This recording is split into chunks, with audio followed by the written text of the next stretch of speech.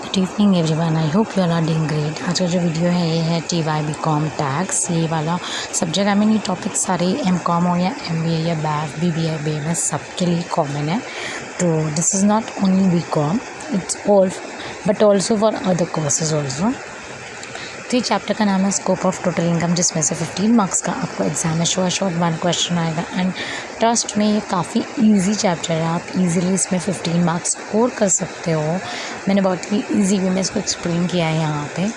अब जैसे कि यहाँ पे स्कोप ऑफ टोटल इनकम जो ये आता है सेक्शन 5 में। अच्छा हाँ, एक और बात, इसके साथ में आपको ऑप्शन होता है रेसिडेंशियल स्टेटस, या तो आप वो अटैम्प्ट करें ये, तो आई वुड सजेस्ट कि बेटर होगा अगर आप ये अटैम्प्ट करें, तो कि इसमें आप इजीली मार्क्स स्कोर कर पाओगे स्कोप ऑफ टोटल इनकम में। बट रेसिडेंशियल में मार्क्स जाने के चांसेस ज़्यादा होते हैं, वहाँ पे स्कोर नहीं होता है, इसीलिए। अब यहाँ पे सेक्शन 5 जो है of the Income Tax Act 1961 state the provision relating to income that is taxable in the hands of the person during the previous year, है ना। सेक्शन 5 में आपको क्या बताया गया 1961 में कि तो सेक्शन 5 के अंडर क्या बताया है, इनकम टैक्स एक्ट में आपको ये बताया 1961 के। यहाँ पे किसके बारे में हम बात करेंगे, इनकम जो है टैक्सेबल कौन सी होगी, है ना। प्रीवियस ईयर में मतलब इंडियन रेसिडेंट होगा तो क्या होगा, वो टैक्सेबल होगा या नहीं, ऑर्डिनरी है तो होगा या नहीं, फिर नॉट ऑर्डिनरी है बट रेसिडेंट है या नॉन रेसिडेंट है, तो उसका फाइंडिंग्स करनी हमें यहाँ पे होती है। अब इसका ही मैंने एक टेबल यहाँ पे डाला है। अब जैसे कि अगर ट्रांजैक्शन इंडिया टू इंडिया हो रहा है, ओके, तो वो आ जाएगा ऑल 3 कॉलम। अगर कोई ट्रांजैक्शन कोई पर्सन जैसे लंदन में अर्न कर रहा है और लंदन में ही रहता है, फॉरेन टू फॉरेन है, तो वो आएगा ओनली फर्स्ट कॉलम। या फिर इंडिया टू फॉरेन है कि इंडिया से कंट्रोल कर रहा है और फॉरेन में रह रहा है, तो फिर आ जाएगा ओनली वो रेसिडेंट एंड ऑर्डिनरी रेसिडेंट में आएगा, और फिर resident but not ordinary resident में आएगा। सपोज़ अगर वो फॉरेन टू इंडिया है, इंडिया टू फॉरेन है तो ऑल 3 कॉलम में आएगा, और फॉरेन टू इंडिया है तो रेसिडेंट ऑर्डिनरी रेसिडेंट और resident but not ordinary resident. अगर वर्ड यूज़ किया pre tax, post tax, past income, remittance, अगर आपको ये वर्ड कहीं भी दिखाई दे रहा है तो आप निल लिख दीजिएगा। अब उसके बाद में जैसे दिया residential status of individual classified in 3 types में होता है। पहला होता है वो रेसिडेंट होगा, ऑर्डिनरी रेसिडेंट भी होगा। सेकंड है रेसिडेंट तो है लेकिन ऑर्डिनरी रेसिडेंट नहीं, बट ऑर्डिनरी रेसिडेंट नहीं। और थर्ड क्या है कि वो नॉन रेसिडेंट होगा। तो इसी से हमारे 3 कॉलम बनते हैं। जैसे पहला कॉलम होता है फॉर्मेट का पर्टिकुलर, दूसरा रेसिडेंट एंड ऑर्डिनरी रेसिडेंट, और फिर तीसरा कॉलम होता है resident but not ordinary resident, और लास्ट कॉलम होता है नॉन रेसिडेंट। अब जो टोटल इनकम होती है वो क्लासिफाइड होती है 6 टाइप में। जैसे पहला होता है इनकम रिसीव्ड इन इंडिया, कोई भी इनकम है और उसको कहाँ मिल रही है, वो इंडिया में मिल रही है, तो वो इंडिया टू इंडिया ट्रांजैक्शन हो जाएगा, ठीक है, तीनों कॉलम में आएगा। अगर बोला income deem to be received in India, मतलब मिली नहीं है, एक्सपेक्ट कर रहा है कि मिलेगी। उसके बाद में इनकम अकर हो रही है, फिर अराइज हो रही है, अर्न हो रही है इंडिया में, वो भी इंडियन ट्रांजैक्शन है। फिर income deem to be accrue और अराइजिंग, मतलब एक्सपेक्टेड है, नॉट एक्चुअली अकरिंग, एक्सपेक्ट कर रहा है, तो वो भी क्या होगा, इंडियन ट्रांजैक्शन ही होगा। वो भी हम उसको इंडियन ट्रांजैक्शन ही कंसिडर करेंगे वो सिचुएशन में भी। अब हम आगे क्या देखते हैं, तो आपको समझ में आ रहा होगा आई थिंक। अब हम आगे देखेंगे आगे और क्या ट्रांजैक्शन हो सकते हैं।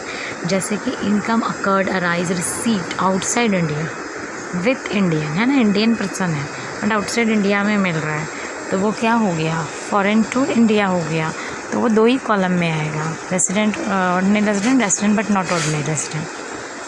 फिर कनेक्शन फॉरेन इनकम है विथ इंडियन कनेक्शन, तो वही फॉरेन टू इंडिया ट्रांजैक्शन हो गया, स्टार्टिंग के 2 ही कॉलम में आएगा।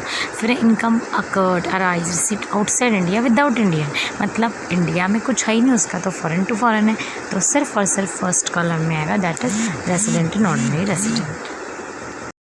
उसके बाद connection foreign income without Indian connection है, तो वो भी क्या होगा, क्या हो जाएगा, फॉरेन टू फॉरेन ट्रांजैक्शन, सिर्फ और सिर्फ फर्स्ट कॉलम में आएगा। रेसिडेंट टू ऑर्डिनरी रेसिडेंट होगा तो ये आएगा। अगर वो रेसिडेंट है बट ऑर्डिनरी रेसिडेंट नहीं है, या फिर नॉन रेसिडेंट है, तो वो टैक्सेबल ही नहीं होगा। उस सिचुएशन में हम उसको और कहीं नहीं दिखाने वाले हैं, सिर्फ फर्स्ट कॉलम में दिखाएंगे। उसके बाद में नेक्स्ट है income deem to be received in India, मतलब एक्सपेक्टेड, तो क्या होगा, वो 3 कॉलम में आएगा, इंडियन टू इंडिया। फिर एनुअल एक्रिएशन, वो कितना होता है 9.5% रिकॉग्नाइज प्रोविडेंट फंड होता है। फिर एम्प्लॉय कॉन्ट्रीब्यूशन के लिए कितना जाता है 12% जाता है। एम्प्लॉय का जो कॉन्ट्रीब्यूशन होता है वो कितना आरपीएफ में, तो रिकॉग्नाइज प्रोविडेंट फंड जो होता है वो हमेशा जो आपकी सैलरी उसका 12% जो है वो डिडक्ट किया जाता है आपके ट्रांजेक्शन्स पे। उसके बाद में नेक्स्ट है transfer of balance from unrecognised, वहाँ से बैलेंस का ट्रांसफ़र होगा जो रिकॉग्नाइज्ड है प्रोविडेंट फंड है उसमें। फिर कॉन्ट्रीब्यूशंस जो भी होएंगी एम्प्लॉय के वो कहाँ पे आ जाएगा, उसके किसके लिए जो पैसे कंट्रीब्यूट करेगा मतलब वो देगा उसके अकाउंट से डिडक्ट होगा। एज एम्प्लॉयर वो कट करेगा एम्प्लॉय का, तो वो किसके लिए जाएगा, वो उसके पेंशन स्कीम फंड के लिए जाएगा, है ना, पेंशन मिलेगा वो उसको उसमें से, उसके लिए कट रहा है। फिर है income deem to accrue in India under section 9, वो एक्सपेक्टेड मतलब। फिर ऑल इनकम अकरिंग और अराइजिंग, वेदर वो डायरेक्टली है या फिर इनडायरेक्टली किसी के थ्रू है या नहीं है, वो सब इंडियन इनकम होगा। Any business connection in India, तो वो इंडियन ट्रांजैक्शन माना जाएगा और उसमें आपको चाहे आप रेसिडेंट हो या नहीं हो आपको देना पड़ेगा टैक्स, वो टैक्सेबल होगा। फिर एनी प्रॉपर्टी इन इंडिया, अगर आपकी कोई प्रॉपर्टी इंडिया में है तो उस पर भी टैक्स लगेगा, you are eligible to pay the tax. फिर any asset source of income in India, आपका कोई भी एसेट है तो उस पर भी क्या होगा आपका टैक्स लगेगा। फिर transfer of capital asset situated in India, India में है, बाहर अपना क्या कर दिया किसी और को दे दिया, अपना जो मतलब ट्रांसफ़र कर दिया अपना कैपिटल एसेट, तो लैंड एंड बिल्डिंग या फिर प्लांट एंड मशीनरी, तो वो भी टैक्सेबल होगा।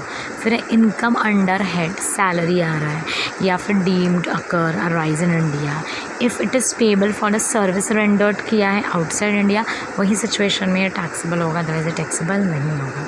उसके बाद में salary received in India, Indian national from government से आ रहा है, तो वो भी क्या होगा टैक्सेबल होगा, और रहता आउटसाइड है but still he is able to pay the tax because he is earning from the India.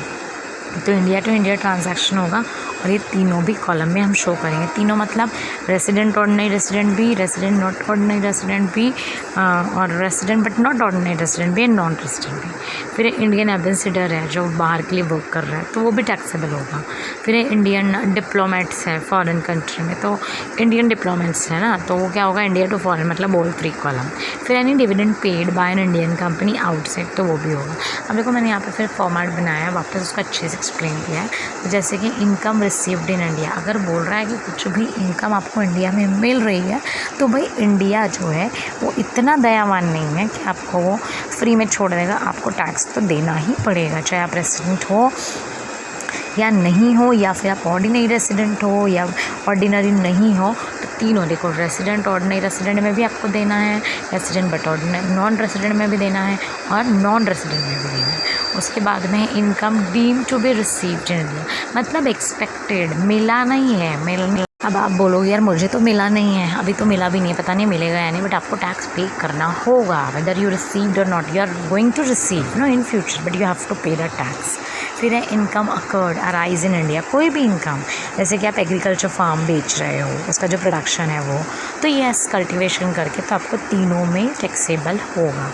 फिर है income deem to be accrued arise in India, होगा तो भी आपको देना है tax, it is taxable whether you are resident ordinary resident, whether you are resident but not ordinary resident, और whether you are non resident, in any situation you are liable to pay the tax. After this next transaction है income accrue arise outside India with Indian connection, है ना, foreign income है और Indian से है, तो मैंने क्या बोला अगर फॉरेन इनकम है मतलब फॉरेन टू इंडिया ट्रांजैक्शन दिया है तो फर्स्ट और सेकंड कॉलम में आएगा, मतलब अगर वो रेसिडेंट होगा, ऑर्डिनरी रेसिडेंट होगा तो ही वो टैक्सेबल होगा, या फिर वो रेसिडेंट होगा बट नॉट ऑर्डिनरी रेसिडेंट होगा, वो सिचुएशन में भी वो टैक्सेबल होगा। बट अगर वो नॉन रेसिडेंट हो, प्योरली एग्जेम्प्ट है, उसे टैक्स नहीं पे करना है। बट अगर बोल रहा है income accrue arrive outside India without Indian connection, मतलब इंडिया का कुछ लेना देना ही नहीं है उसका उससे, तो मतलब फॉरेन इनकम है, तो फॉरेन इनकम अगर होगा तो सिर्फ और सिर्फ अगर रेसिडेंट या ऑर्डिनरी रेसिडेंट होगा तो ही वो टैक्सेबल होगा, अदरवाइज अनटिल अनलेस अगर वो रेसिडेंट नहीं है तो नहीं होगा। तो नॉन रेसिडेंट में भी नहीं हम लिखेंगे और resident but not ordinary resident में भी हम नहीं लिखने वाले हैं। तो all income, world income and resident ordinary resident सारी क्या होती है, टैक्सेबल होती है। अब मैं आपको ना एक शॉर्ट कोड बताती हूँ, मैंने यहाँ पे शो नहीं किया बट आप लिख सकते हो। जैसे I2I मतलब इंडिया टू इंडिया, कोई भी चीज़ इंडिया में कमाई जा रही है, ये इंडिया में अर्न कर रहा है और इंडिया में ही पैसा मिल रहा है, रिसीव भी इंडिया में हो रहा है, तो आपका वो तीनों कॉलम में आएगा, ऑल 3 कॉलम। अगर बोला F2F मतलब फॉरेन टू फॉरेन है, कोई चीज़ फॉरेन में ही जॉब कर रहा है, फॉरेन में उसे पैसा मिल रहा है, तो वो सिर्फ और सिर्फ फर्स्ट कॉलम में आएगा और दोनों कॉलम में नहीं, ओनली फर्स्ट कॉलम। अब अगर मैं कहूँ कि लाइक फॉरेन टू इंडिया, कोई चीज़ फॉरेन में कमा रहा है और इंडिया से उसका कनेक्शन है कहीं ना कहीं, तो क्या हो जाएगा, वो हो जाएगा फर्स्ट और सेकंड कॉलम में आएगा, लास्ट के कॉलम में नहीं। मेरे लिए फर्स्ट कॉलम क्या है जो दिख रहा है, पहला ROR वो है, सेकंड कॉलम क्या R बट NOR, और थर्ड क्या NR है। फिर अगर मैंने बोला कि लाइक इंडिया टू फॉरेन, कोई चीज़ इंडिया में अर्न किया, फॉरेन में पैसा मिल रहा है, तो वो तीनों भी कॉलम में आएगा। अगर pre tax, post tax, untaxed, tax, past income, remittance आ रहा है, तो आप नील लिखोगे तीनों कॉलम में। तो आई होप आपको मेरे शॉर्टकट समझ में आए होंगे, पसंद आए होंगे। तो प्लीज़ लाइक कीजिए, शेयर कीजिए, कमेंट कीजिए। अगर आपको मेरा वीडियो अच्छा लगा हो तो please share, comment and subscribe, and don't forget to press the bell icon for future update. Thank you for watching my YouTube channel. See you soon with the new video. Thank you.